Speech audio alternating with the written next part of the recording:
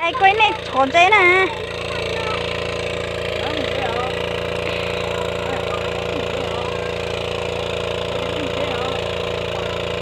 Nó là phết cho thằng phết cho món vậy nữa.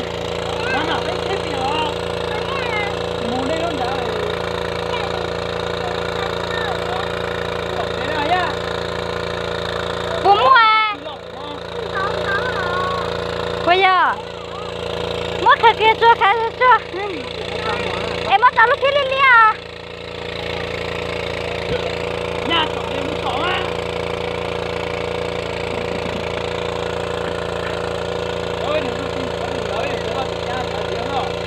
Nè, tụi chị nâng một số mà.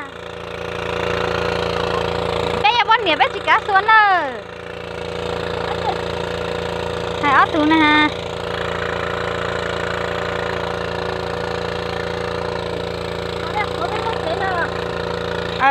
Có đại kia. Được. Nó của lâu vấn đề nó sụt lối nó.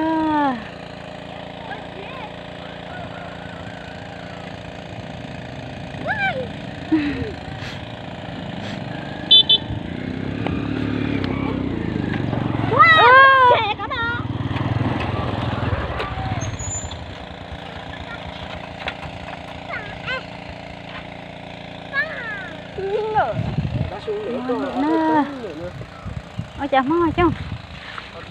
Rùa một thế mùi rùa. Ủa? Nhiều ngay thôi nhiều.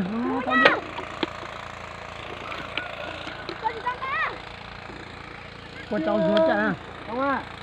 Sao nữa? Ôi dù.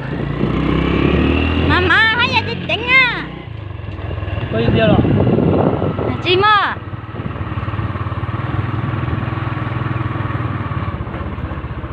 Bạn cho vợ. Bạn cho chị tải ông à. Chị tí từ của tao mà. Còn chị tải để bạn.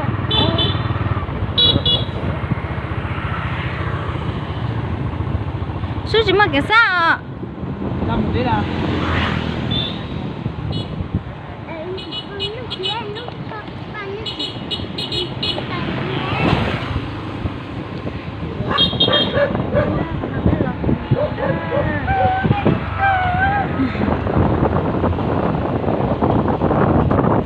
Mua rồi, anh ra đây.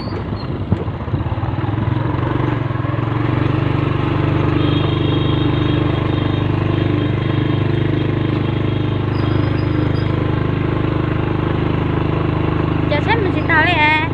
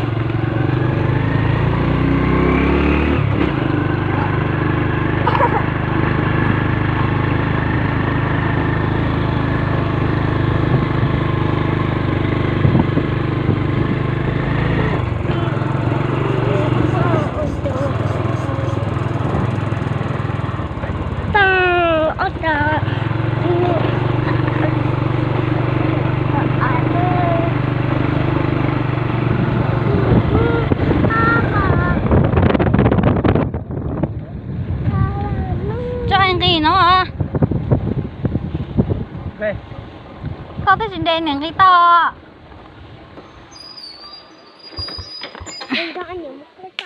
Tao à? Con chùa chỉ chặt dây. Con chùa chỉ chặt dây. Nè mà mình nói nó chỉ là cái nã nhá. Nã ở lúc nó cái lời là sao sẽ nữa. Sai nữa.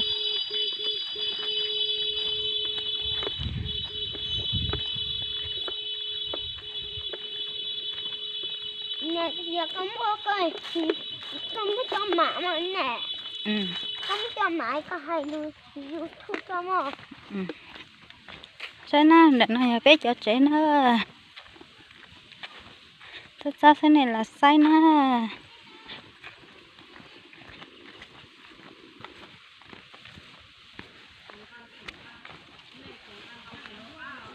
bây giờ đợt nó bây giờ hạt cao su nó hạt cao su nhà cho bún luôn được con ở bên nó tao lên này rồi chứ có lợn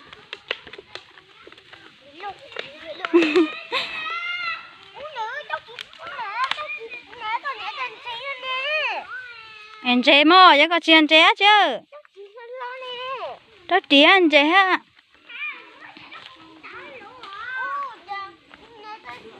cho tao nó xin luôn á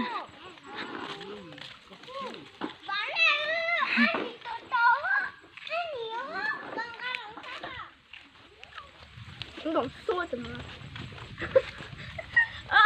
mà đừng có đâu đừng được thiệt á đừng có nó có rồi em gì cái mà đừng đúng không nó đem cho chế mà không cho nè má chị không thua ôi nhớ cái gì mà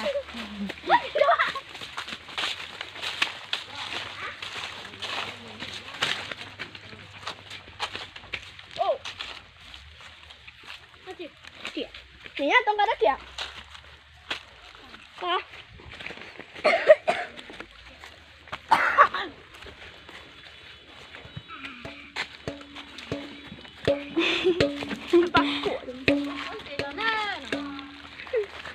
ôi từng chuyện đấy quên đi xin chứ bên mà toàn tàu thế nữa mất tao thèm mất lúc vừa là tay ít khó xin mít à sai nó đây ít thòng còn nè linh tính nó tôi nó bên nó nè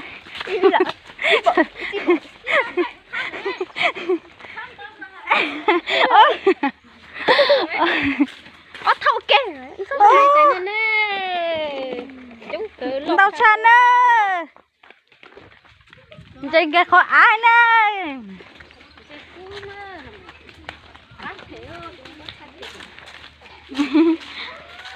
bé chống cha đi nè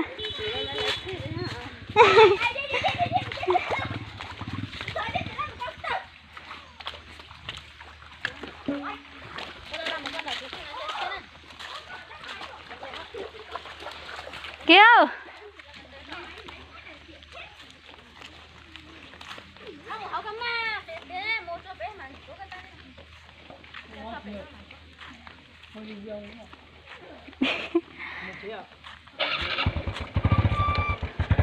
giờ cú cho là ăn luôn nè mi nó mua ba một mùa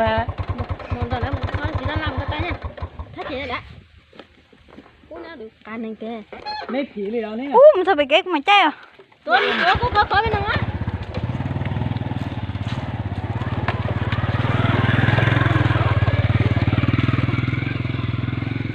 làm một tàn á số cuối làm một cả nè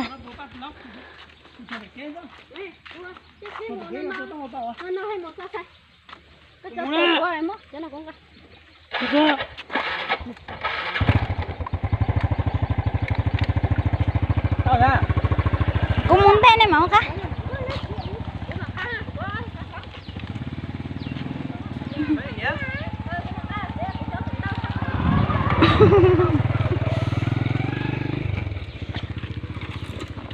của sông lột tạc là thật là chọn tụ bé muốn lúc bà bé này à là chọn tụ này cháu này nó đứng nó xếp thì ta vậy ta lấy tao tao nó ta lấy thoát cứ nông mình ra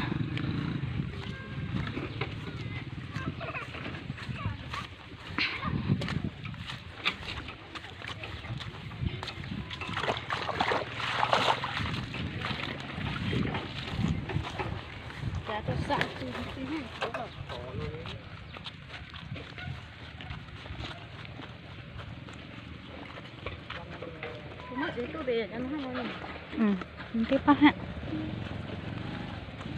Ý dạy cho nó, ý dạy cho dễ cho.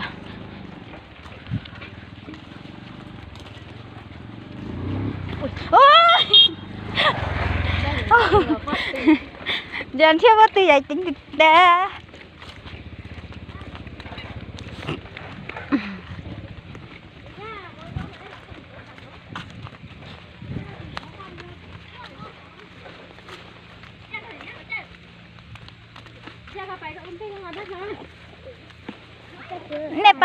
Này có bé theo.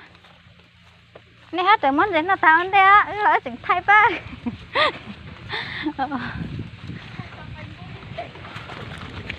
Chỉ cho phải mua. Cho YouTube chỉ cho phải mua.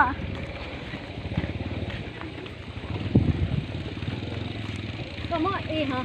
À chị. Em mà thân chế đây. Ê, em sao phải kéo lo cho mà.